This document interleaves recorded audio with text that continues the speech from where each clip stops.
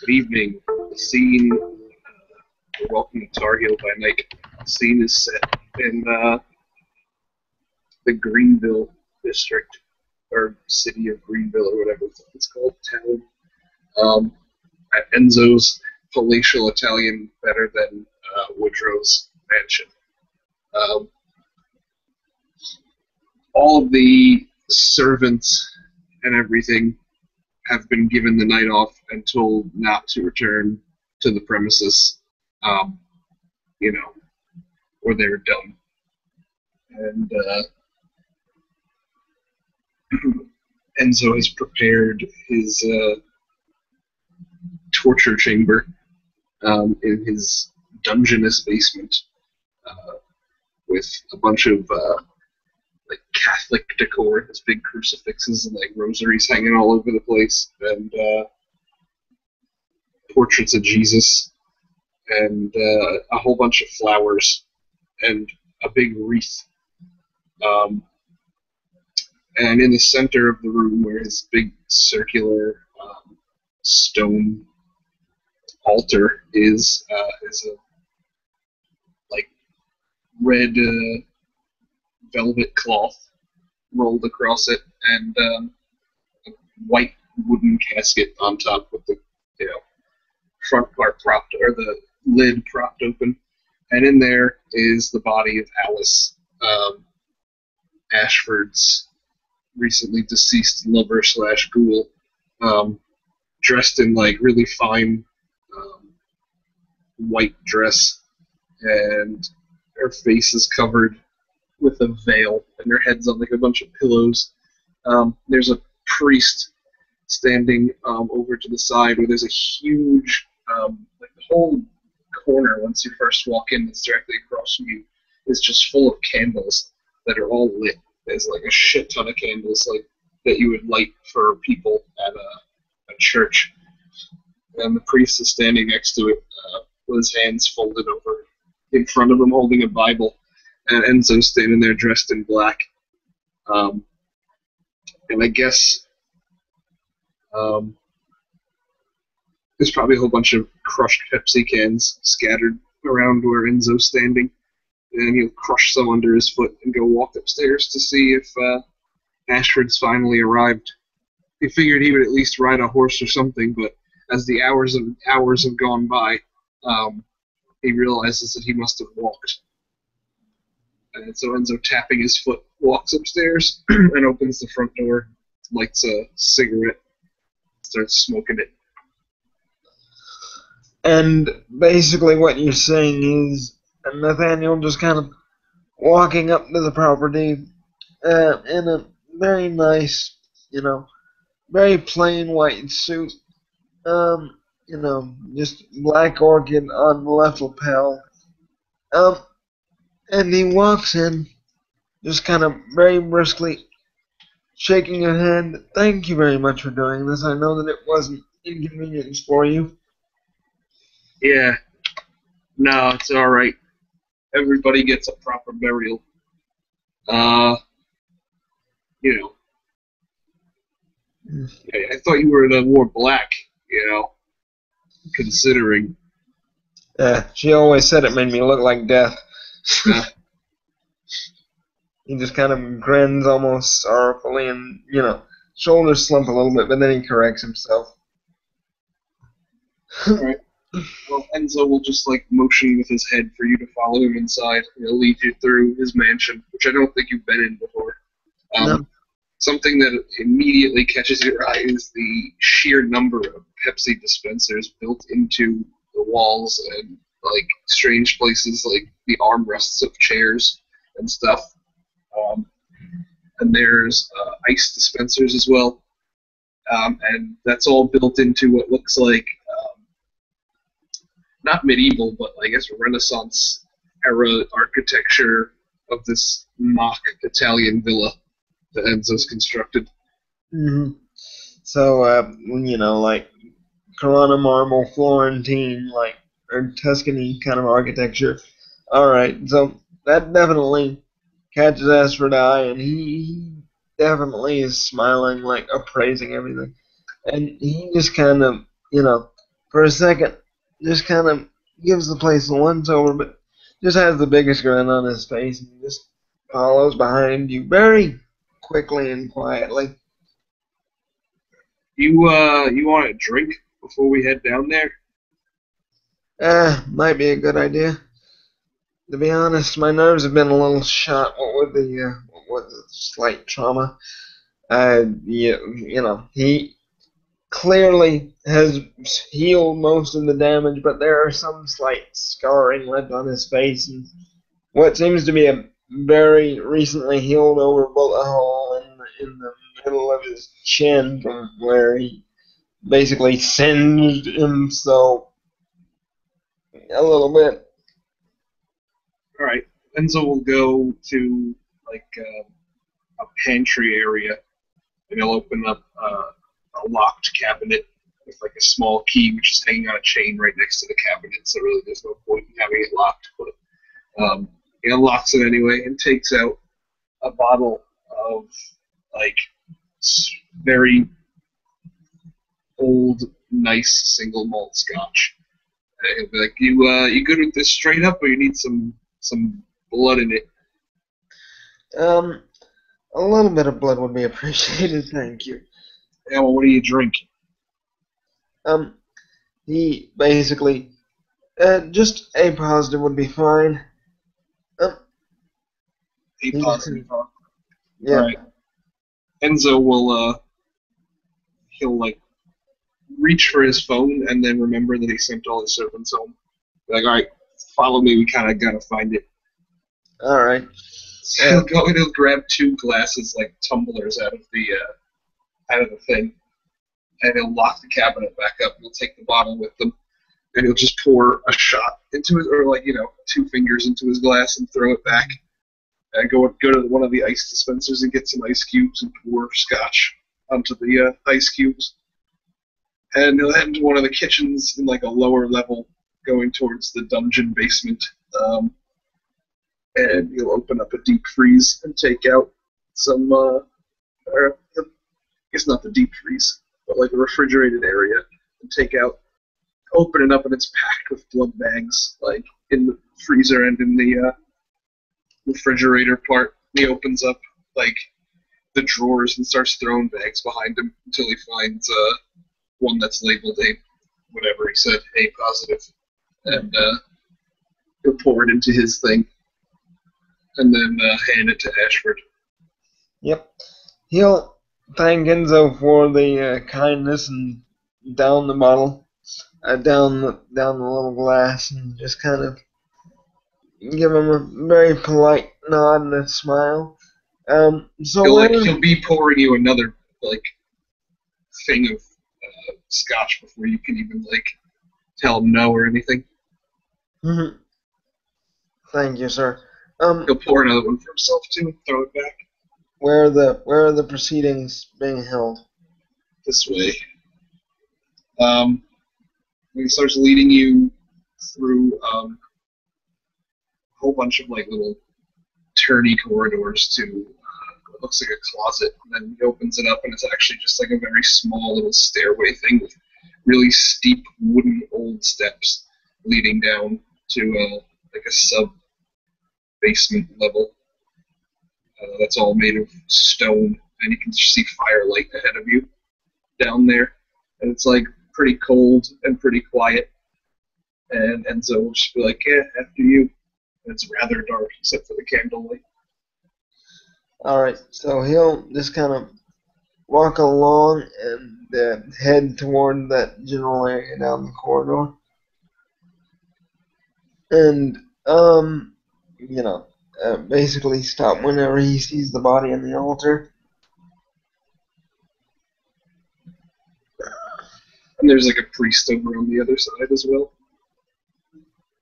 He'll give the father a very warm smile and shake his hand and, just beg all kindness and all pleasantries. Literally every amount of, prim pomposity has been knocked right out of the man after this traumatic event. He seems to just be warm and sociable, but kind of going through the motions a little bit. The father will try to he'll try to offer his condolences, but he speaks very Yes. broken English because he's from Italy. And Ashford will just, thank you very much, and just kind of pat him on the shoulder. I appreciate it, and, turn to face the altar and look down, and just kind of, kiss her on the hand, where, just very lightly.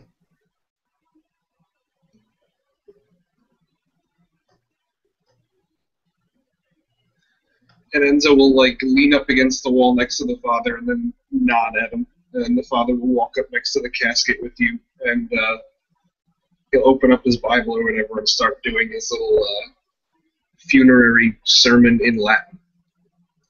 And Enzo's just leaning against the wall, pouring a can of Pepsi into this single malt, really awesome aged scotch.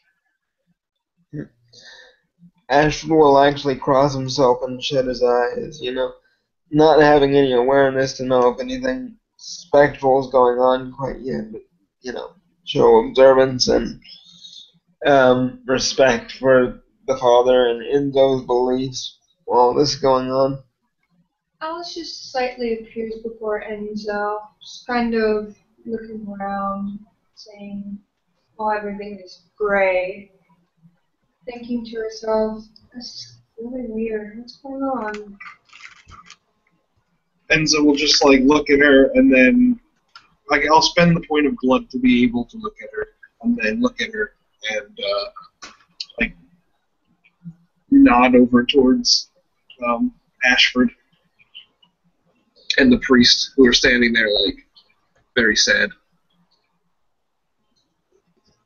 She just kind of looks back, looks at Ashford and looks back over at Enzo. Just kind of tells him, "This place is really spirit heavy, right? Can you do something about it? You might have an easy time capturing them. Also, there's a guy over there that can't cross over. I think one that you already captured. Eh,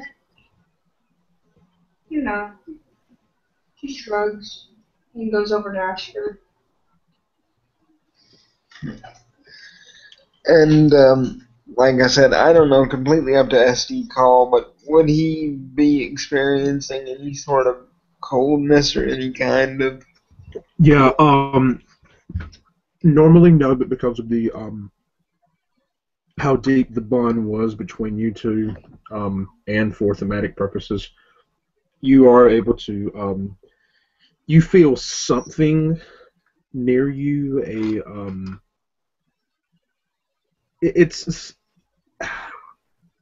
feels like it would be a colder presence were it not for the fact that you immediately can deduce the who and what this presence is. So it feels, a little warmer than it normally would.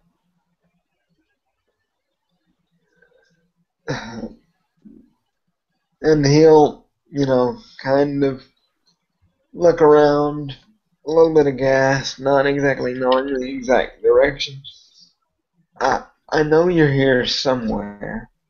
I know you are hanging around for some purpose, maybe looking after me or feeling some sort of loyalty or reason to stay behind, but I won't be able to join you or go with you. You have a better life ahead of you my than this long existence. You shouldn't be punishing yourself simply because I'm here. She heard you speak in a white voice, not knowing if you could hear or not. "I'm not punishing myself. I just like being around you." Assuming that he doesn't hear anything, but has a kind of an impression. Just doesn't know what's going on, but he continues talking. She looks at Enzo and then looks back at Ashford, blinking. And the father's still standing there, prattling on and on in Latin, doing these last rites. And Enzo like looks. He kind of looks angrily at Alice and like nods over towards the priest. She looks over, looks at Ash Frost, because she does not know what's going on. And literally having no idea what the ghost lady's going through, but Ashford at least trying to show reverence and reason for this. He basically says, "Wait a minute and hold your peace. I know that we have a lot to discuss, but I'm assuming that you're not running short on time, and I don't have anywhere particular to go." The priest nods, backing away.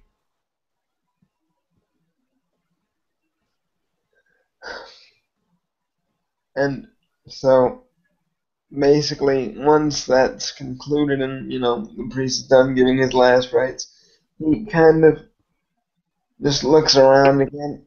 I don't know where she is, but I know she's here somewhere. She's here, Enzo says. She tries putting her hand on his heart, but I don't know how well that goes. Probably just goes right through him. Looks like she's trying to rip your heart out. It does. Your hand pretty much goes through him. Well, at this, Ashford's eyes literally go, but why? Did I do something? I mean, I was trying to protect you. I just couldn't get there fast enough. Yeah. Well, I mean, you got a shot, Yeah, I know. I do feel horrible. He literally kind of slumps dejected a little bit and raises his chin up a little bit. Whatever you have to say, whatever's left, whatever judgment you care to render upon me, I'm here to, absorb or take upon myself. I know I've probably killed at least more than my share of men trying to. He goes over to Enzo and just kind of nods as if saying, "Can you speak for me?" Yeah, she wants to say something. Okay, so I'm listening. She just kind of whispers in his ear, "You did nothing wrong. I mean, you didn't really do much in that situation. I understand, and I'm just happy to see your face once again." She says she's happy to see you, and she forgives you for getting her killed. I appreciate the sentiment, but it might be a while before I forgive myself. After all, you were under my care. Basically, this is back. You don't have to, be sad or angry or anything. I didn't catch the first part of what you said. Basically, she says she doesn't have to be. Wants to tell Aspen, you don't have to be sad or angry at yourself. It's not your fault. Yeah, she says not to beat yourself up about it, kid. It's not your fault. I understand, and if I could feel or express just how much that matters to me after literally going through this hell over the last day or two. He looks around and kind of just carefully, facing more to Enzo's direction because he's assuming that she's whispering to him. I appreciate it, and even though I will probably carry this guilt with me for a very long time, it means a lot to me that you don't bear me ill will. She's very happy by his words, and she wants to give him a hug, but can't. So basically, Ghost Lady trying to hug a vampire several times, flailing ineffectually. And Enzo looks over at Ashford and goes, and he opens his arms really, really wide, and like his hands lock out, and it looks really, really awkward because he's got humanity too, and he makes the most stiff, outrageous, like hugging motion, and then does like a little upward chin nod at Ashford. It's like, do that, and does it a couple more times. Oh, okay. Well, definitely after the little pantomime, Ashford will hold his arms out with his high humanity, making a more graceful motion of it, and just kind of try to embrace the ephemeral mess that is now this once living person, even though it's probably like trying to hug a fog bank. Pretty much, yeah. But Alice, you pretty much know he's get the effect that he's at least trying.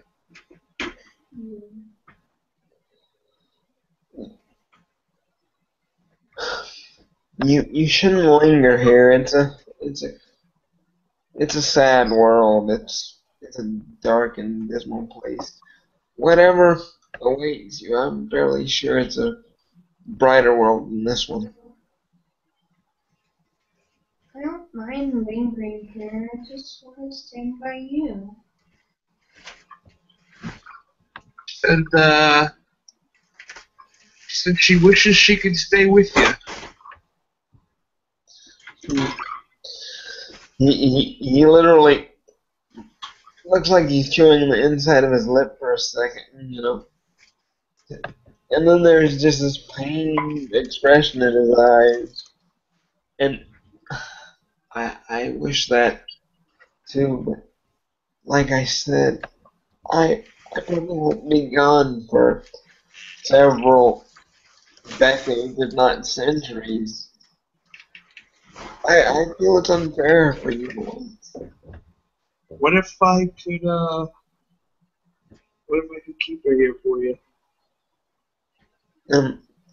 At this, his ears like visibly perk up. That is very kind of you. Yeah, kind. What would you ask of me for this service? Well, I would ask two things. Mm-hmm. I'd ask for, I'm sorry, hold on a second. I just had it and, completely forgot it in my head. No problem, take it. Oh, right. First thing I want to know is how you're able to turn into a golden bird thing. Well, to be honest, it was a present from a friend after the incident with the wolves. A friend of mine basically gave me this so that I could travel more effectively. I know many people in this city. It's a magic item you have? Basically. Do you have it with you? He'll basically reach into his suit pocket, suit lapel, and kind of draw it out. Ah. Okay, so, hey, Will. Yeah. If I were to use... Alright, so here's the big question.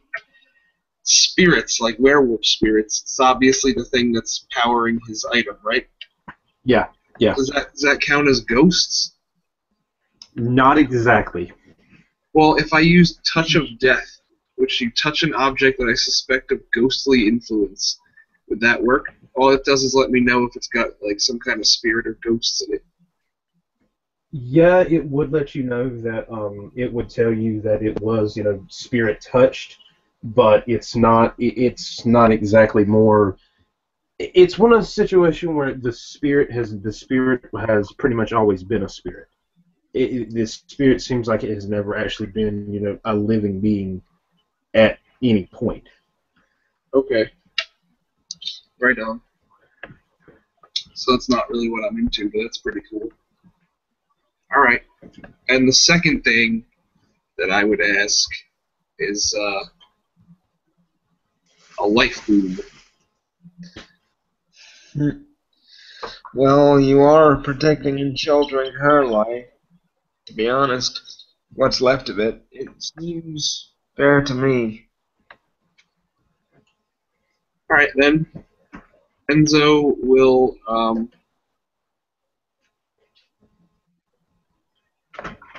he'll just like stick a hand out, I guess, and then he'll have he'll take the priest's Bible and have Ashford put his right hand on it, and they'll both put their right hands on it, I guess, and shake with their left hands. All right, he'll gladly do that. I mean, he's just acquiescing to your request because to him it seems completely right and honorable to do this. So yeah. All right, well, now he looks over at the priest.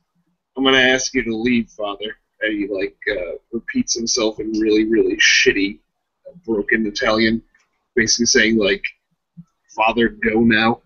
Thank you." And then he leaves, leaving the congregation down here in the basement. Right, so, in order to do this, though, I'll take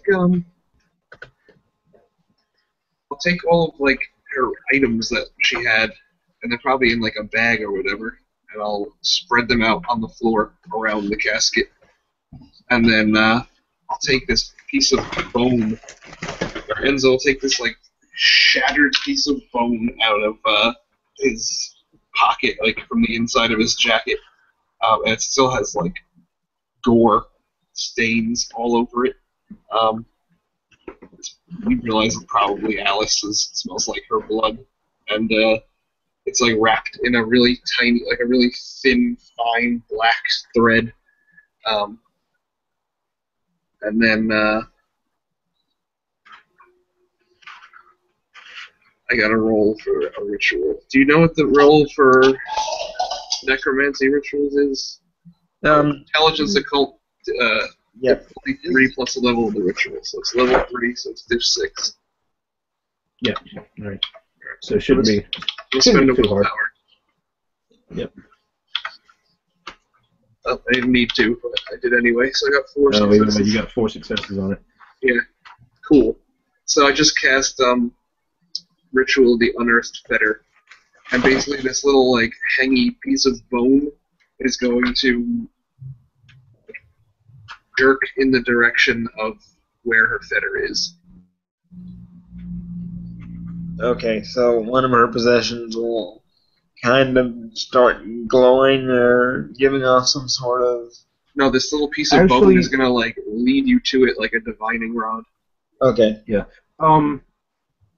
Marie, what probably was Alice's most valued possession when she was living? I mean, clearly, but it's other than him. Yeah. Yeah, your fetter can't be a person. Yeah, your fetter's not living. Your Object. nearest material possession.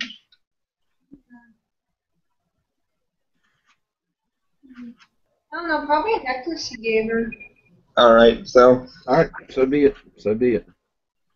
It'll be this little silver chain with this Alright, here's what happens. Because Enzo wouldn't have taken her jewelry off her because that's kind of weird. So,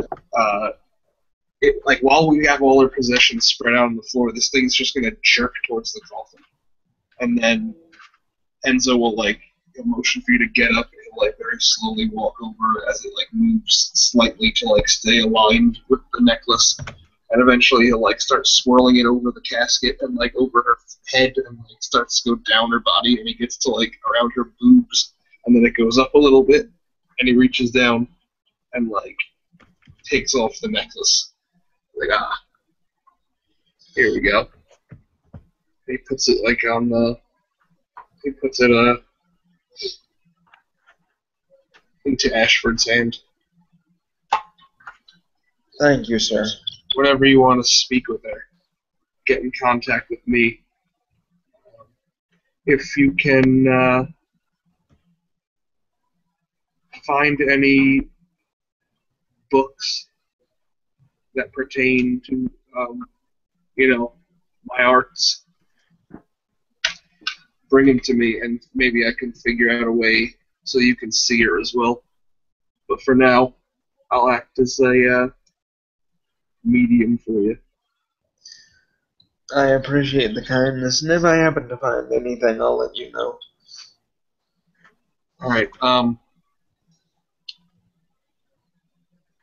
So, how you gonna? You want to take this casket, or you walked here, didn't you? Yes.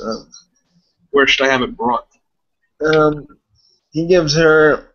He gives him the address she has in Mecklenburg, which is like this small, like brownstone apartment that he's basically taken. Wait a minute. You want to send her body to a house?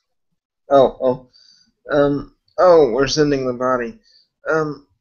Then we'll just have it done to the Mecklenburg cemetery. I had a plot there for one of my former goals that passed on, but I'm pretty sure that I could buy another one.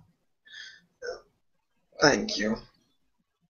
Sorry, I'm a little bit distraught and not thinking too clearly. No, hey. I happen to have domain over the cemeteries. So I will get her a nice mausoleum, if you'd like. He'll kind of give Enzo the warmest smile that you ever see. Thank you again. This is very valiant of you, sir. I do appreciate it. Yeah. And he'll, so I owe you. If I find any of those necromantic books, I will send them your way. Is there anything else you need of me? No, I'm pretty sure Life Boon is gonna be fine. Alice kind of whispers to Enzo, "There's a couple in my apartment. I was kind of interested in them." He shrugs. Enzo turns his back to Ashford and looks slightly up, because I assume that she's floating. Just that's how I'm imagining it. Yeah. All right, so he just looks slightly up, and he's like, "What was that you said?" She smiles. "I said there's a couple books in my apartment if you want them." Oh, well, that's great.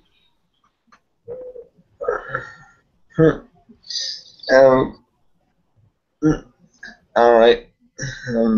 So I assume you relay this message or whatever, and he'll kind of look that over the course of his daily doings and actually see if there's any real occultness to them. Probably not, but No, I'm totally not going to say anything. Okay. Yeah. Okay. Yeah, so just keeping it between them. Yep. He's like, "Oh yeah, right on. Thanks, Alice." So at that, he'll just kind of politely excuse himself. She also whispers one more thing. There's also a psychic book too, but that's another story. Anyway. I don't even know what that means, but I'll make sure to take a look. All right. Oh, and Alice. Also, if you ever Ashford, find yourself, while this is going on, Ashford. Yeah. All right. While this is going on, you feel your phone buzzes there, Ashford. And on the second ring, he'll flip it out and answer it. Hello? Well, it's just like a text. Just like a text. Okay. He'll look at it for a moment. And It reads as follows. Need you at your haven ASAP. Something you need to sign for. and it's coming from the number that you know to be the prince's number. All right. So, sorry, urgent business. Have a very pleasant evening. And he'll basically, very briskly walk outside and, make his way out to Alice's apartment where he's staying. He basically tells Enzo, "Thank you for everything," and then just quickly fold after him. Alright. Actually, as you start to head out his way, there, Alice, something won't let you leave. So she's basically just pulled him to a wall and just smack. Yeah, it's if you've ever played one of those video games that you run to the edge of the map and you can see the rest of the map but you can't get any further, that's what's going on here. Yeah. What the hell are you doing? Get out of here. He's got the necklace. Go. She blinks. I'm trying. She's basically touching the doorway. I can't leave. Oh, that's no good. Enzo will look out the door at Ashford running away and, loosen his tie a little bit. And, if vampires sweat, there would be a little bit of sweat on his brow, but he doesn't Oh, sweat. it's a slight little blood. He's got a little line of tiny little blood droplets appears in, the crease of his forehead, and he dabs it away with his tie, and that'll be the end of the scene.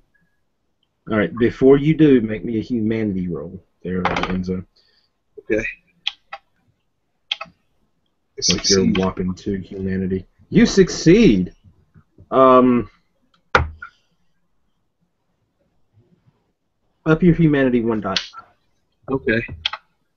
Enzo feels a little warming in his cockles.